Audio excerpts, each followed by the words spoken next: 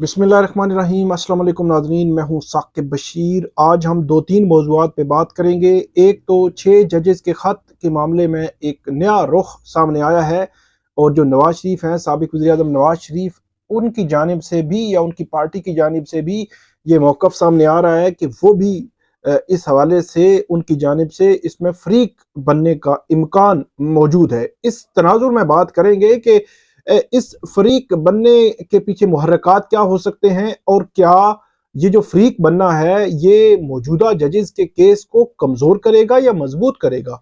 इस तनाज़ुर पे हम बात करेंगे और अगर नवाज शरीफ फ़रीक बनते हैं तो वो किसके खिलाफ जो है वो चार्जशीट होगा, इस सारे जो है वो मामले में बात करेंगे। इसके अलावा जो बाबल नगर में मामला हुआ उसके हवाले से भी अहम पेशरफ्त सामने आई है और जो टेरियन केस था इस्लामाबाद हाई कोर्ट में, जिसकी वजह से बज़ाहिर ऐसे लगता है कि जो अंदरूनी इख्तलाफात हैं इस्लामाबाद हाई कोर्ट के अंदर के, वो मामलात बहुत आगे तक बढ़े, बहुत आगे तक गए। उसके पीछे कहानी क्या थी? क्या जो हकायक मंजर आम पे आए वही थे या कुछ और था? इस तीनों मौज़ूआत पे हम बात करते हैं तफसील के साथ। अब आप हमारा यूट्यूब चैनल सब्सक्राइब करें, बेल आइकन का बटन प्रेस करें ताकि जब भी हम कोई वीडियो अपलोड करते हैं तो फौरन उसका लिंक आपको मिल जाया करे। शुरू करते हैं हम।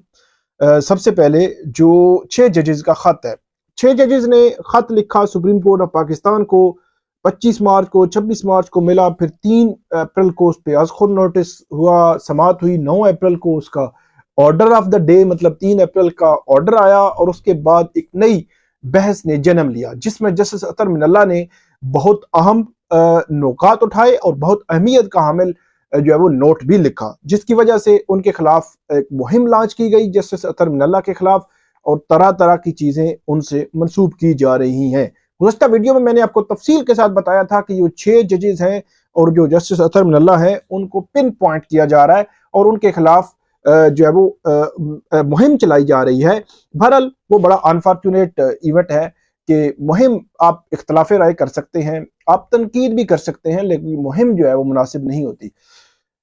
इसमें जो साबिक वज़ीर-ए-आज़म है नवाज शरीफ, उनकी जानिब से ये खबरें आ रही हैं कि वो भी फ़रीक बनने का उनकी जानिब से इम्कान मौजूद है। अगरचे सीनियर सहाफ़ी हसनात मलिक साहब, उन्होंने रात खबर दी है कि जो लीगल टीम है नून लीग की, वो इस पर उनकी राय ये है कि वो उनको फ़रीक नहीं बनना चाहिए। अच्छा, इस पे बात करते हैं कि अगर वो फ़रीक बनते हैं तो उनका मौक़िफ़ क्या है। उनका मौक़िफ़ सुनने से पहले हम 6 जजेस के खत पर मुख्तसरन मैं आपको बताता हूँ। 6 जजेस के खत में ये कहा जा रहा है कि उनको इन्फ्लुएंस किया जा रहा है, उनको थ्रेट किया जा रहा है, उनके घरों में कैमरे निकले हैं, उनकी फैमिलीज को उठाया गया है, अगवा किया गया है और जो डिस्ट्रिक्ट जुडिशरी है उसके जजेस को भी जो है वो इन्फ्लुएंस करने की कोशिश की गई है और किसी के घर जो है वो क्रैक कर भी फेंका गया है जज के घर। तो ये इन्फ्लुएंस करने के सारे मामलात हैं और ये सारे जुड़े हुए हैं हाई प्रोफाइल केसेस के साथ। और हाई प्रोफाइल केसेस हैं इमरान खान के। मैं अभी 2023-2024 की बात कर रहा हूं। तो 2017, 18 या 19 में जो केसेस थे वो नवाज शरीफ के थे या शरीफ फैमिली के केसेस थे और उनका जो मौक़िफ़ है, जस्टिस शौकत सिद्दीकी ने जो स्पीच की थी, तकरीर की थी रावलपिंडी बार एसोसिएशन से, उस वक्त उन्होंने उस वक्त के जनरल फैज हमीद उन पर यह इल्ज़ाम लगाया था कि वो उनके घर में आकर मिले। उन्होंने ये मौक़िफ़ इख्तियार किया कि जो बेंचेस की तश्कील के हवाले से उन्होंने बात की और उन्होंने कहा कि इलेक्शन से पहले हमने नवाज शरीफ को अंदर ही रखना है। तो ये बात हुई और उसके बाद जस्टिस शौकत सिद्दीकी को गलत तरीके से निकाला गया और उसके बाद 6 साल तक जो वो एक कानूनी जंग लड़ते रहे और आखिर में वो सुरखरू हुए।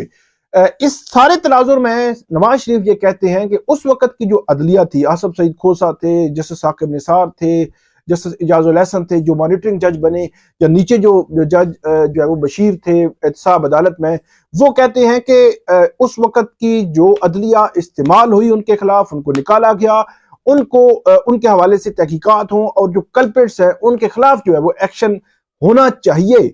तो इस वक्त के और उस वक्त के इल्जामात में सिमिलैरिटीज हैं।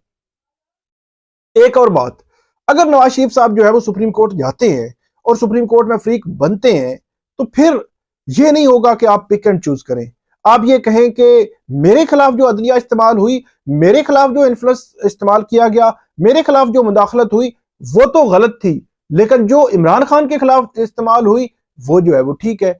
या पीटीआई ये कहे कि नहीं, हमारे खिलाफ जो अदलिया इस्तेमाल हुई है, हमारे खिलाफ इन्फ्लुएंस किया गया है, हमें अदलिया ने निकाला है, इमरान खान को नाहल जो है वो अदलिया ने किया है किसी के इन्फ्लुएंस पर, ये तो गलत है। लेकिन 2018 में जो अदलिया थी वो ठीक थी, ये भी ठीक नहीं है। मतलब दोनों का मौकफ जो है, दोनों को एक दूसरे का, फिर अगर ये फरीक बनते भी हैं तो दोनों को कम से कम मेरा ये ख्याल है कि दिल गुर्दा बड़ा करना चाहिए। गलत को गलत कहें, सही को सही कहें। मैं आपको अपनी ऑब्जर्वेशन दे रहा हूं एज ए कोर्ट रिपोर्टर कि तब भी जो 2018 में अदलिया उनके खिलाफ इस्तेमाल हुई, किसी के इन्फ्लुएंस की वजह से, मुदाखलत की वजह से, जैसा तैसा भरल इस्तेमाल हुई। किस लेवल पे इस्तेमाल हुई उस पर हम नहीं जाएंगे।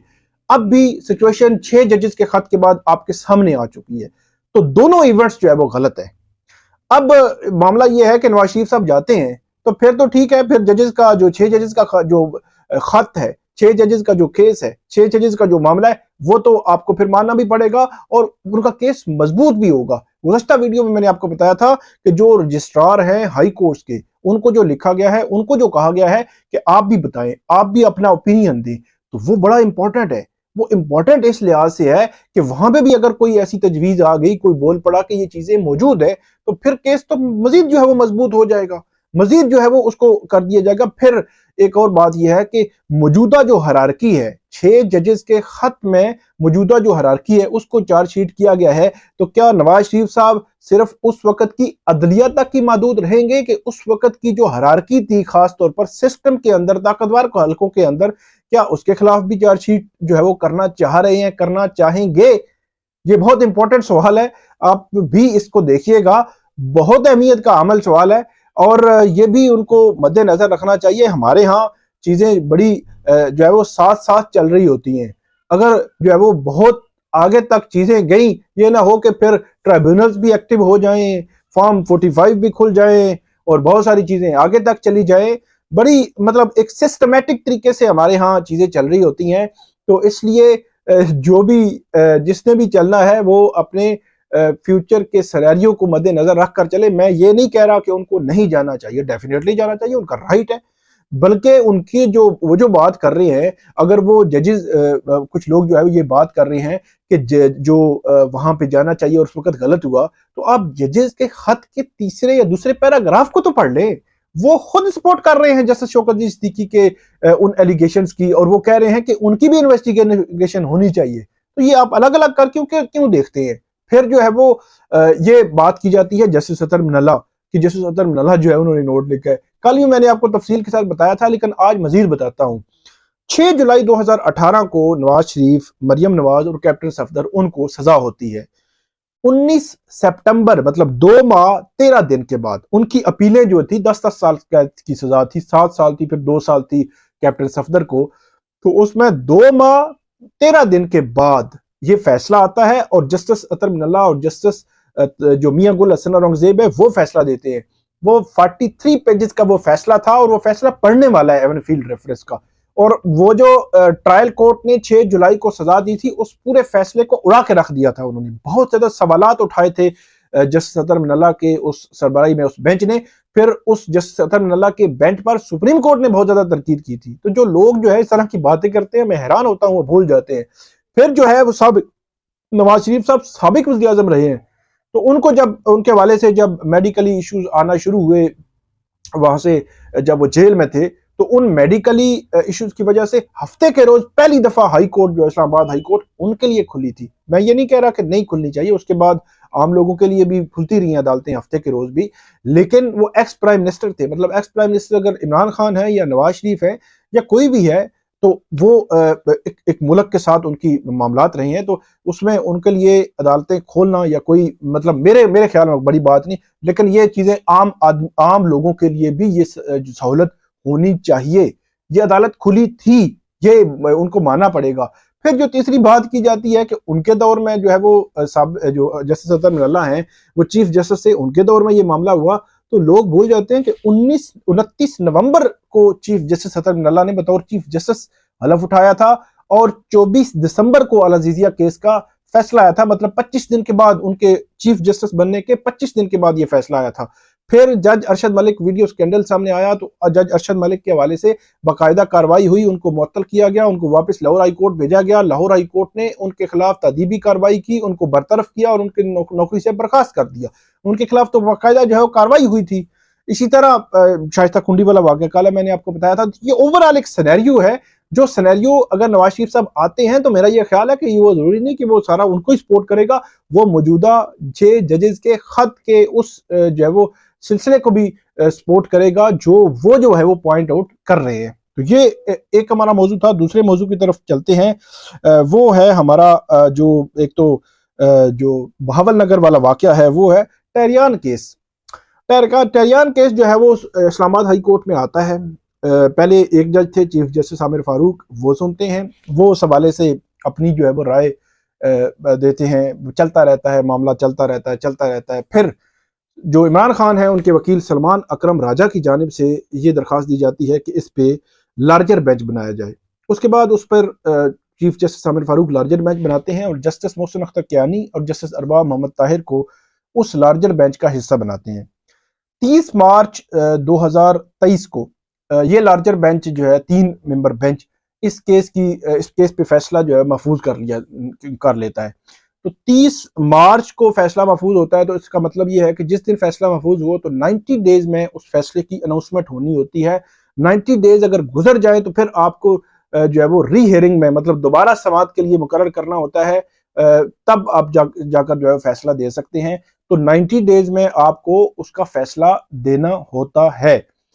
तो इसमें कुछ हुआ यूं थे, लेकिन जो 3 जजेस हैं उन 3 जजेस की अपनी अपनी मतलब एक राय है। मतलब अगर अक्सरियती फैसला आए तो वो प्रिवेल करेगा, और अकलीती फैसला मतलब अगर कम जज मतलब एक जज जो फैसला देगा वो अकलीती फैसला होगा, 2 जजेस का फैसला हतमी फैसला होगा।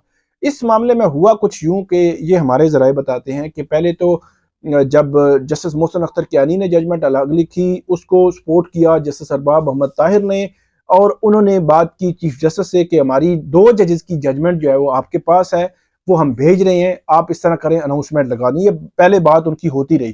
फिर उन्होंने तहरीरी तौर पर जो कॉरेस्पॉन्डेंस है वो उन्होंने शुरू की। 2 मई को जस्टिस मोहसिन अख्तर कियानी जो है उनकी जानिब से एक नोट लिखा गया और उसमें उन्होंने ये कहा कि जो हमारी तरफ से जजमेंट जो है वो मुकम्मल है। दोनों का सील्ड इन्वेलप में जजमेंट उन्होंने उठा के चीफ जस्टिस आमिर फारूक जो है उनको भेजा, और उनको ये कहा कि कल मतलब 3 मई को आप इसकी अनाउंसमेंट लगा दें। मतलब जो काज लिस्ट आती है उस काज लिस्ट में एक अनाउंसमेंट का सेक्शन होता है, तो अनाउंसमेंट लगा दें ताकि कल हम इसके फैसले को अनाउंस कर दें। 3 मई को उसको अनाउंस नहीं किया जाता, 4 मई को अनाउंसमेंट नहीं लगाई जाती, 5 मई, फिर 6 मई आ जाता है, फिर 7 मई आ जाता है। तो जस्टिस मोहसिन अख्तर कियानी लिखते हैं कि 7 मई तक जो है वो उसकी अनाउंसमेंट नहीं होती, और उसके बाद उसको जो है वो हम देखते हैं और इस किस्म की डिस्कशन जो है वो जनरेट होती है। फिर उन्होंने कहा कि हमने आखिरकार 9 मई को जो मुतलका जो IT डिपार्टमेंट के थे उनको ये कहा कि आप इस फैसले को मतलब 2 जजेस के फैसले को अपलोड करें और कंप्लायंस रिपोर्ट दें। उन्होंने अपलोड किया और कंप्लायंस रिपोर्ट दी, और उसके बाद ये जो एक कंट्रोवर्सी जनरेट होगी। जब जैसे ही कंप्लायंस रिपोर्ट हुई 2 घंटे के अंदर अंदर वो फैसला जो है वो वेबसाइट से हटवा दिया गया, और उसके बाद चीफ जस्टिस आमिर फारूक के ऑफिस से एक प्रेस रिलीज निकलती है, जिस प्रेस रिलीज में ये कहा गया कि वो तो बेंच ही खत्म हो गया, अब नया बेंच बनेगा, नया बेंच बनकर जो है वो इस केस की समाअत करेगा। लेकिन वो बेंच आज तक नहीं बन सका।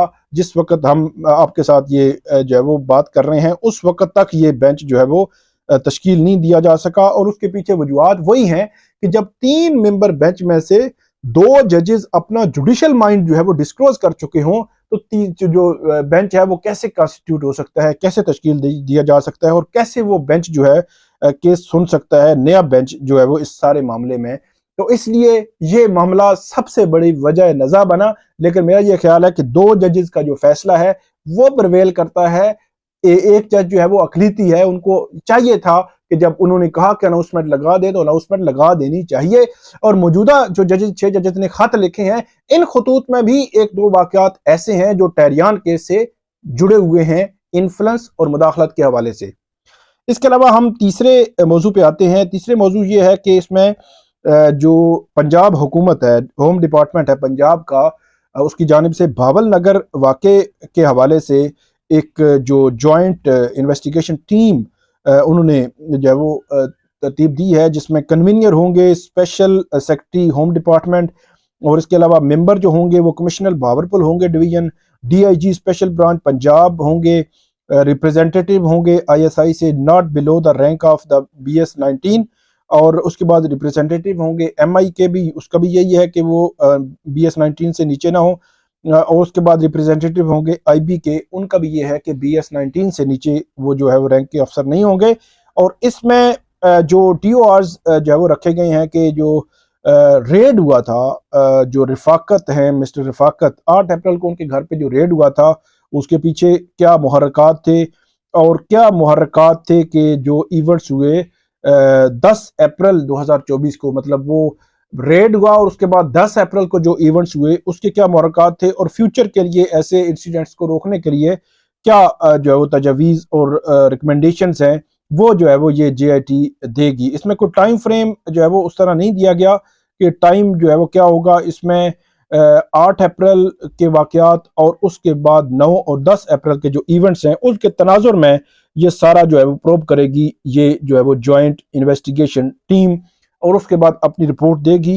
इसमें टाइम फ्रेम नहीं दिया गया कि कितने अरसे में ये देगी, लेकिन बड़ा अनफॉर्चुनेट इवेंट था। पुलिस का मोराल जो है वो गिरा है, और इस मोराल को उठाने में IG पंजाब मेरा ख्याल में कोई किरदार अदा नहीं कर सके।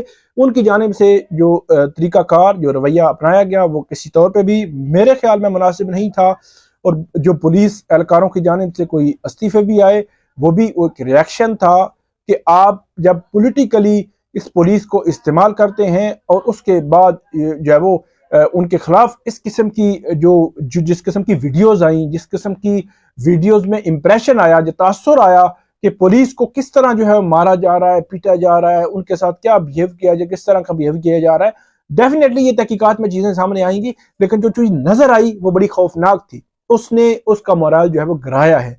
इस मोराल को उठाने की जरूरत थी। IG मेरा ख्याल में IG पंजाब जो है वो उसमें कामयाब नहीं हुए, लेकिन देखते हैं कि अब जो JIT बनी है इस वाले से क्या तहकीकात जो है वो करती है।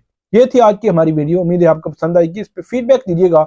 हमारा YouTube चैनल आप जरूर सब्सक्राइब करें, बेल आइकन का बटन जरूर दबाएं ताकि जब भी हमको वीडियो अपलोड करते हैं तो फौरन आपको उसका लिंक मिल जाए करे। बहुत शुक्रिया।